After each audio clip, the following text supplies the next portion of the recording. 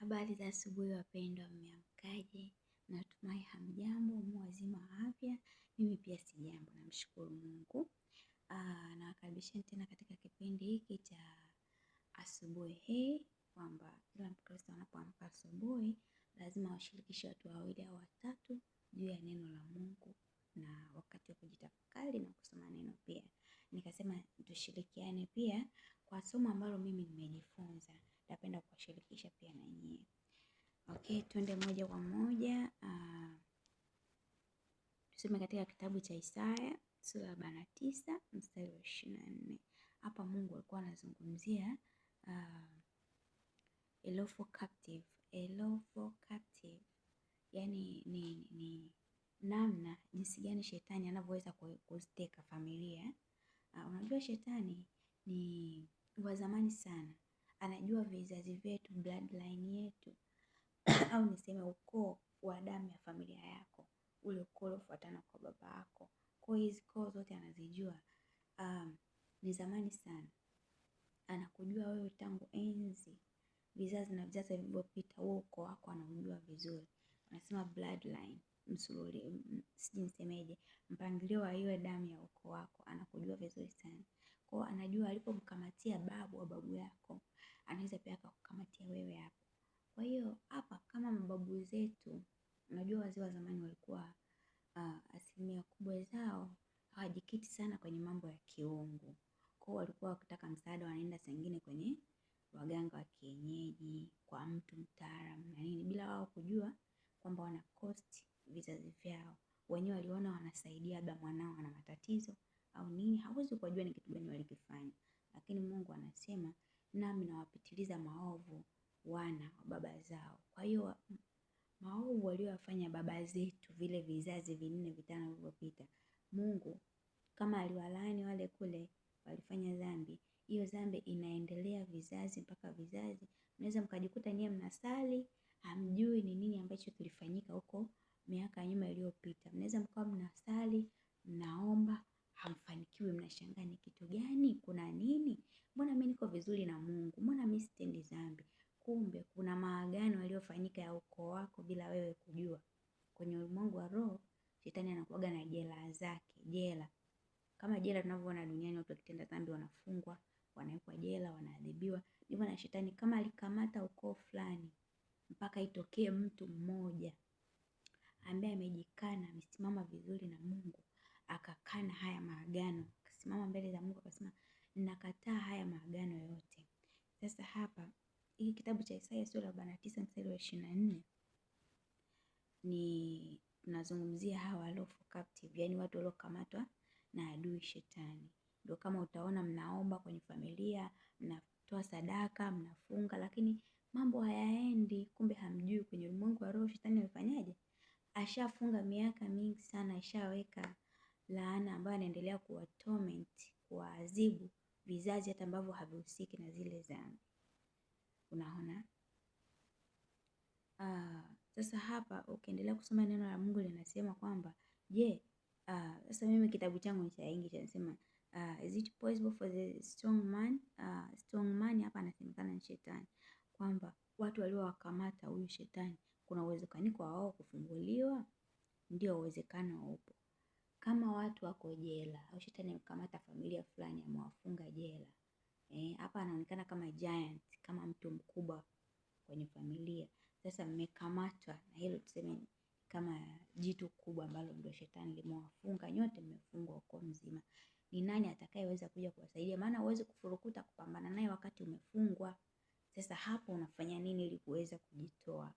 Ni anayeweza kuja kukuokoa kwenye hii jela ni Yesu peke yake. Maana wakati mmefungwa pasipo nyinyi kujua, mnaweza mkaomba, mkafunga, unamwambia Mungu nifanikishe, Mungu nibariki, unatoa sadaka, unafanya kila kitu, lakini hakuna kinachofanyikana. Lakini kwa sababu gani? Mmefungwa pasipo nyinyi wenyewe kujua. Mungu hawezi akakupa hivyo vitu unavyomuomba. Anakusikia vizuri sana. Hawezi kukupa ni mpaka wewe uwe umeshapata, umefunguliwa. Kwa hiyo hapa maombi ya huyu mtu au ukoo uliofungwa ni mercy, tunaomba rehema za Mungu. Mungu turehemu. Maovu waliofanya bibi zetu, babu zetu miaka iliyopita pasipo sisi wenyewe kujua. Tunaomba hiyo adhabu isiwe juu yetu. Kwa hiyo ni kwa rehema ya Mungu muweze kutolewa kwenye hivyo vifungo na laana ambazo shetani amewafunga. Na hiki kitu watu wengi sana hatukijui. Ndio maana watu wengi sana hawafanikiwi, kwa sababu hatujui kanuni ya haya maombi ya kufunguliwa kwenye ulimwengu wa roho. Tumefungwa. Wewe unaweza kuona unajaribu kupiga hatua unashuka tena. Unapiga hatua unashuka tena. Adui ana vitu vingi sana vya kukamata familia za watu. Okay? Hili ndio somo nimesema leo nishirikiane na nyinyi. Shetani ni mshtaki wetu na anajua vizuri kanuni ya Biblia.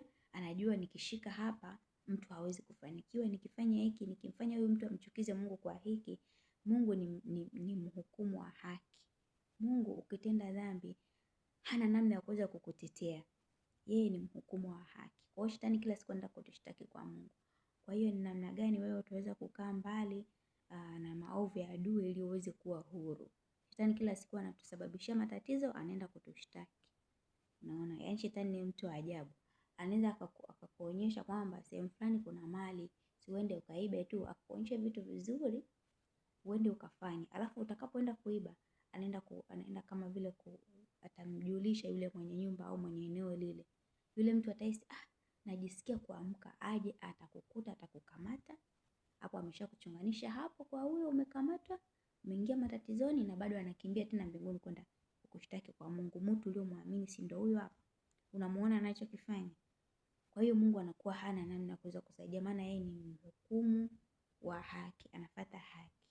Kwa hiyo ndio maana neno la Mungu linasema watu wangu wanaangamia bila kukosa maarifa. Bila kupata maarifa ya kiungu tutapotea. Tumtafuteni sana Mungu kwa hali na mali, kwa bidii tuweze kuokolewa. Mshtaki wetu halali wala hasinzii. Anatushtaki kila itwapo leo. Unaona? Oh, mercy for the lawful captive is the prayer for the lawful captive is for mercy. We have to ask for mercy. Mwambie Mungu turehemu. Rehema zako Mungu. Kumbe watu mnaweza mkabeba dhambi za koo za vizazi na vizazi vyenu vilivyopita pasipo nyinyi wenyewe kujua, mkahangaika, mkataabika, mnaona mambo hayaendi, kumbe adui ameshawafunga kwenye jela hiyo. Ameiba kila kitu, nyota zenu, baraka zenu, mafanikio yenu. Kuna maagano ambayo alifanya na bloodline yenu, yani ukoo wa damu yenu. Walifanya pasipo nyinyi wenyewe kujua.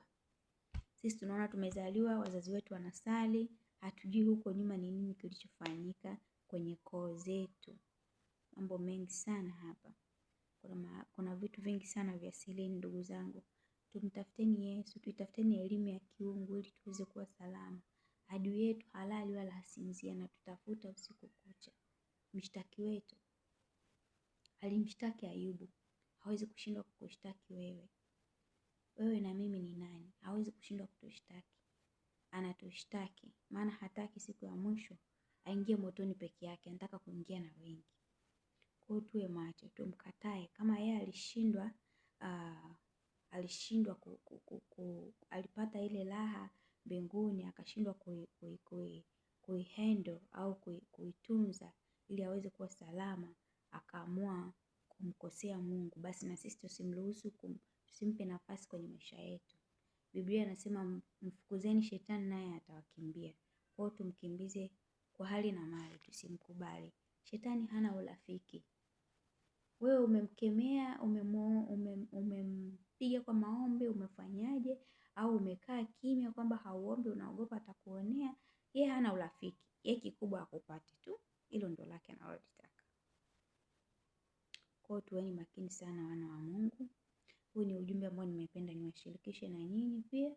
Nitasoma kitabu cha Isaya 49 mstari wa 24. Labda kuongezea pia unaweza kusoma kitabu cha Michael 3:27.